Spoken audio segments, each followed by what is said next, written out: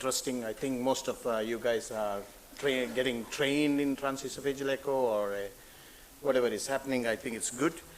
I do have some things to declare. So I come from a health district which is Australia, which is a beautiful city because you're full of beaches here. And I got a hospital which is an university hospital.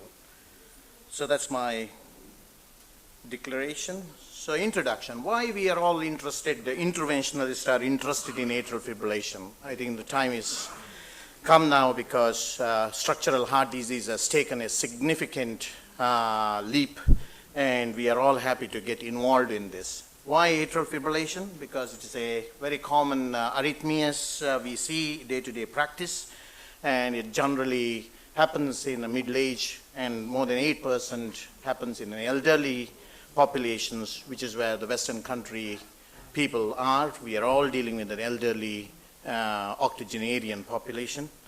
And atrial fibrillation also has a substantial mortality and morbidity related to a fatal or a disabling stroke, which is a very terrible thing to happen for these patients. And we think risk of ischemic stroke in non-valvular atrial fibrillation is around 3 to 5%, and which is 5-fold higher than unaffected population.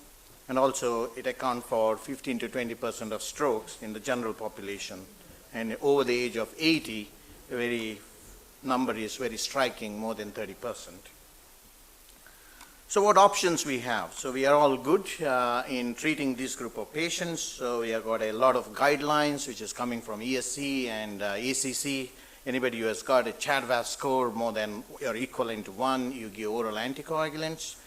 And multiple randomized trials have shown these drugs do work. But the problem is these medications has got issues.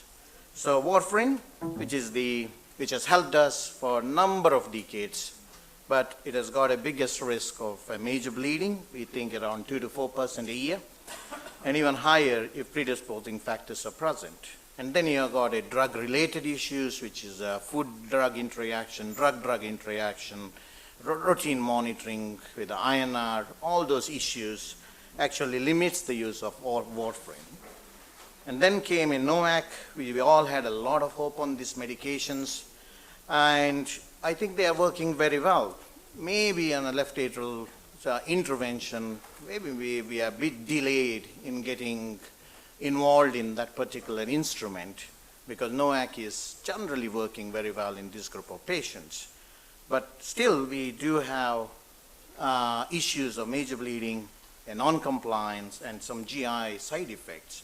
All these results, we think approximately 50% of the patients who are really eligible for an anticoagulation, they are not taking it, or their family physicians are worried about giving this medication because of the side effects. So third options we have is how about we completely eradicate atrial fibrillations. So either with the rhythm control or with the EP-based ablations, but none of the major guidelines currently recommending discontinuation of oral anticoagulation after atrial fibrillation ablation. So what ideal treatment we want is stroke prevention without increasing the risk of bleeding. So what do you think is a percutaneous left atrial appendage is an evolving therapy now. Most of the European and American centers, I think it's happening in a rapid fashion, but in my country, because of the Medicare system is completely different to NHS or American status, it is slowly coming up. We are going gradually and slowly, and we are picking up number of patients now in recent time, in the last 2 years, I think. And I think it should be considered in patient with atrial fibrillation with a high risk of stroke, and also they got a contraindication to use oral anticoagulations. Why LAA occlusion? Because 90% of thrombus in non-valvular atrial fibrillation occurs in left atrial appendage, and only 57% in a valvular atrial fibrillation. So by sorting out the left atrial appendage, we might be able to avoid the anticoagulation. So what the guidelines is, this is a European guidelines. Actually, they have given a standard care is still oral anticoagulation. If there is a contraindication for oral anticoagulations, so you can consider left atrial appendage occluder, which is a class 2 BC. And then you got a 2019 AHA guidelines, which is an updated version of 2014, which also says a 2B for a percutaneous closure of the left atrial appendage. So what we have, we have got the newer ones. I have not given all the older versions. We have got a Watchman. You can see the shape, which has got its own issues. And then there's an emulator, which is the predominant device we use in our center, which are all endocardial, and epicardial one is a lariat device. So what is the difference between the Watchman is if you think it actually plugs the left atrial appendage, where the emulate, which seals the left atrial appendage. That's the difference. And the steps involved are very simple. It looks like it's a femoral venous access you do a transeptal puncture, and then you size this left atrial appendage and device deployment. Very simple. And this is what the technique looks like. So basically, your wire is there in the left atrial appendage. You then measure all the parameters.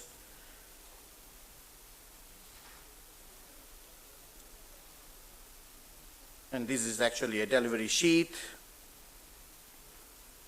which goes into the left atrial appendage, and you form a ball to advance it and keep it at the orifices of the, depending upon which device you are using, Watchman or a emulate. It's a similar kind. This is more of an emulate related, and this is what it looks like. It is a sandwich shaped closure of the left atrial appendage. So the technique, everything looks very simple, but I think when you get involved in the structural heart disease, one thing what I have noticed as an interventionalist, you become a better echographer, you become a better imaging doctor. So what happens is there is a guidelines you need to follow when you're doing a left atrial appendage closure activities. So what you do is there's an initial assessment, then you have a left atrial appendage assessment and a sizing, then you have to guide the interventionalist how to do the transeptal puncture and help in device deployment and device assessment. Everything is actually done by an echo doctor. So that's why a lot of interventionalists are now developing a lot of interest in transesophageal echocardiogram. So what is the initial assessment? It's a standard of care. You go through the way you normally do a transesophageal echo. So basically you look into every part of a normal study, normal transesophageal study. That's what you need to do. Once you do the normal study, then you do a specific images, particularly looking for a left atrial appendage thrombus, because that is a contraindication for any of the device implantation. And also you need to do any pre-procedural pericardial effusion, because one of the complications of this device implantation is a pericardial effusion. And you need to remember these are the very elderly, fragile patients, and they are very susceptible for a left atrial appendage perforation or a tear. Any device can cause a trauma, and that results in a terrible outcome to this group of patients. And then you also want to know the position of the pulmonary vein and the Coumadin reach or a pulmonary reach. And also you need to know the relationship of the pulmonary artery to the left atrial appendage, because the device shouldn't, particularly Watchman device, it shouldn't poke into the pulmonary arteries. And then you need to know the morphology, which is very important regarding what kind of a device you want to use. And also you want to know the depth, which is very important when you are using a device. And the spontaneous echo contrast, in my opinion, all atrial fibrillation patient of that category is going to have a spontaneous echo contrast. So what you do is the left atrial appendage. One thing I learned is there's a multiple way of actually understanding the left atrial appendage. Such a beautiful structure, and once you get involved with the structural heart disease, this particular organ is so beautiful to see, and you learn a lot when you're doing a structural heart disease. Otherwise, you wouldn't have known all these things.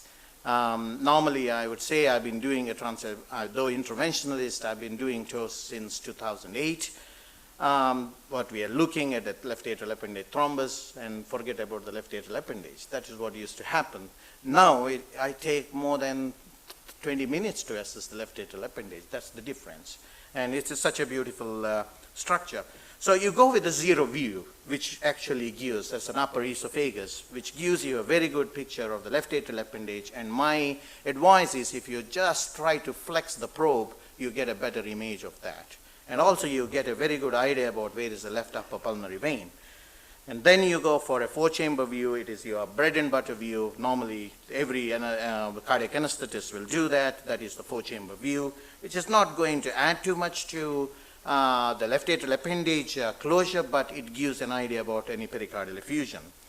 And then you got these are the standard views. You take a zero view, 0 degree, 45 degree, 90, and 135. That is what the left atrial appendage, that's 4 views.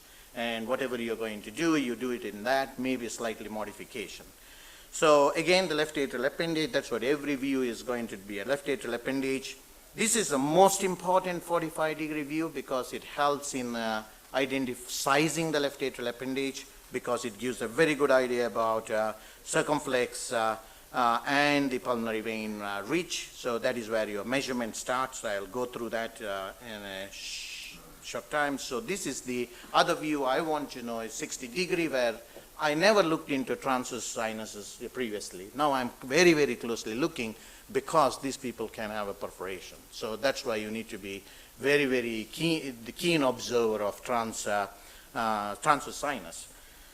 And then you go for a 140 degrees, which is basically a most important view when you are deploying the device. That is where you get a very good idea, particularly if you have a thick pectinate muscle, which becomes very difficult when you are implanting both Watchman device as well as amulet, because it prevents a proper alignment of the device implantation. So that also gives, and again, most of the time I see a left atrial appendage thrombus in this view rather than your 45-degree view. So I think everybody should look in this view if you're just doing a toe-guided cardioversion. So that's about the normal kind of this one. This is again a 130-degree view, which gives you a relationship of pulmonary artery to the body of the left atrial appendage. Very crucial when you are putting a Watchman device, and also give you an idea about a transverse sinus. So then you go for a bicaval view. That is basically you want to know the septum. So they're very important in bicaval view. You look for a eustachian valve, you look for a thickened aneurysmal septum. Everybody thinks when you do a structural heart disease, PFO is a good thing, but PFO is a bad thing for a left atrial appendage. You never go through the PFO hole. You need to have a separate septal puncture. So because of the alignment will be wrong. So that is why. This is a view which is helps once you know how the septum. This is where you use explain, which gives you a current 30-degree to 40-degree view. That is where it helps in guiding the transseptal puncture to the interventional cardiologist. So once you have done all those things, you save all those pictures, then you measure the left atrial appendage size. Sizing is I take a pre-procedural CT. That is a very good, which gives an idea. And then you go with a transesophageal echo with the multiple views, that is 0, 45, 90, and 130. And then also you do a contrast angiography of the appendage. There also you get the measurement, and you use the biggest measurement. That's probably will help in identifying the device size. So how you measure, it is a simple thing. Only thing is you need to identify what we are demonstrating, the orifice, then you are looking at the neck, and then you are looking at the body of the appendage. Then you need to do the circumflex artery and left pulmonary vein and the pulmonary reach. So first line is, that is what you are looking at, the orifice, which goes from a pulmonary reach to the circumflex. That's the first line. and then you write the depth, which is at the mid part of the first line, to the body of this orthogonal line, whatever you call it, that you use the depth, which is not important for an amulet, but is very important for a watchman device. For the amulet, what you need is a landing zone, which is very important. The landing zone is basically how you get that is you draw a line 1 centimeter from the first line orthogonally, and then you draw one more line which is going from below the circumflex to that. That gives a kind of a landing zone. That is where the amulet lobe is going to sit, where the orifice, where the disc is going to sit. That's how it works. And once you got that size, then you got a chart for each device to compare the sizing and make a size based on the chart what the individual product company has. So zero view, this is how you measure. You get 3 measurements. That is 2.23 is your orifice. The 1 centimeter is that, and then you measure the landing zone, which is 2.5. So device is calculated based on 2.23. That is the sizing you make it. That's the 45 degrees. So that's probably the best view and gives most of the time the more accurate sizing of the device is the 45 degree plus your contrast angiography. So 90 degree view is helpful. We take the measurement just in case if there is a big ostium is there, orifice is very big. Also it gives an idea about chicken wing, kind of a, nowadays we think about a lot of the appendage morphologies. That gives a kind of a better idea. And 135 degree is also very important to measure. Chicken wing anatomy again helps. This kind of a view is going to help in measuring and identifying how much depth we need to go with the device, and lobe manipulation we call it as. So LV sizing, that is 0 angle, 45 degree, and 90 and 135. Once you have those things, then you go for a transeptal guidance. This is where you are a driver and a cardiologist just blindly follows you. So I think it's the best feeling for you guys. Basically what you need to do is how you are going to guide.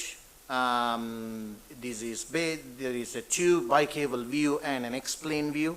So you need to have a sweet point, which we call it as an inferior posterior.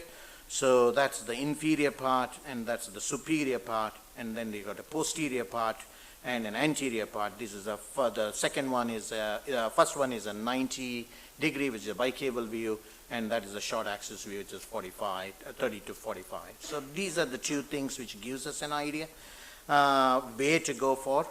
And this is an alignment, what we call it as an intra-atrial septum. If you do the puncture here, so it is directing your sheath and the wire to the left atrial appendage, also to the pulmonary vein. That is where we want to go. We want to manipulate everything in a pulmonary vein, not in the left atrial appendage. So your wire, everything goes there. Then you guide the interventional cardiologist how to come to left atrial appendage. So all the wire exchange, sheath exchange, and the device goes in, the wire will be sitting in the left pulmonary vein, which is less traumatic. So once you do again you reassess the aneurysm and all those things which you already done in your baseline study. So what we are looking is here, this is a sweet point where you do the explain, you go at the 90 bicable view, the explain it, and allow the cardiologist to come here and then go there. So you change your septal tip. So that is where the puncture happens. This is called the tenting, and you can see the septal puncture needle. And once it goes, that is how you get a giveaway sensation. Then you are in. So that is what, when your device deployment is it is more we decide rather than the transesophageal echocardiographer decides, but it still gives the views for them how to go inferior, posterior manipulation. It's a clockwise and a counterclockwise instruction we need to. I think the echocardiographer and an interventionalist to have a similar kind of a language, which is very, very difficult because echocardiographer's language is completely French for an interventionalist. So we are very simple people. So we work in a contrast and put some stent and walk out. So that is what it is. So basically, wire in the left upper pulmonary vein, your delivery sheath is cross the septum. Yes, I got 1 minute, I think, extension, so sorry, I come a long way. Wire in the left pulmonary vein, then you actually guide show the interventionalist that you have passed the sheath there. Once the sheath goes in, you're making actually a pigtail and take a contrast and measure it, and then is the ball you're forming there, because that is the ball of the emulet. Once you've done that, you actually release the ball. So this is how you get a sandwich 8 kind of a figure, and that is actually a full deployment of the disc. Then you do the tuck test so that it is not dislodged. So that is how you finish the process. Once you finish that, you need to go back and do your routine test, which is to exclude a pericardial effusion. And nowadays we allow the 3D because it gives us such a beautiful mushroom picture, and that is how it looks like in ASD or a left atrial appendage. And pericardial effusion is very important because these people can die within no time, so because they are elderly people. So make sure that you are not caused any pericardial effusion. And once you are happy, you come out. This is what it gives, like a sandwich left atrial appendage closure.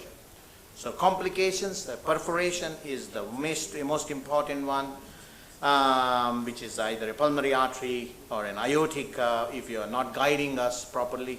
Then there's a pericardial effusion, then device related, which is either embolism or thrombus, and then a stroke and vascular complication predominantly related to femoral vein puncture. Nowadays it's reduced because we are all doing an ultrasound guided puncture. So thank you. Thanks, Dr. Shetty, for the excellent presentation.